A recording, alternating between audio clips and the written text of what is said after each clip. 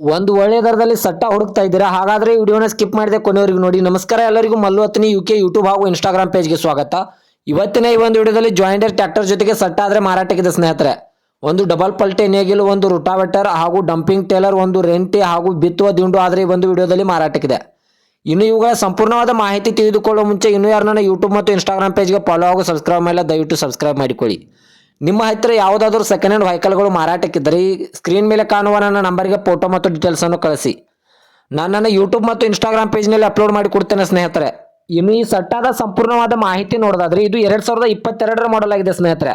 ಈ ಸಟ್ಟಾವು ಒಳ್ಳೆಯ good condition ಅಂತ ಓನರ್ ಹೇಳ್ತಾ ಇದ್ದಾರೆ. ಈ ವಾಹನದ ಇಂಜನ್ ಆಗಿರ್ಬೋದು, ಗೇರ್ ಬಾಕ್ಸ್ ಆಗಿರ್ಬೋದು ಒಳ್ಳೆಯ ಗುಡ್ ಕಂಡೀಷನ್ ಇದೆ.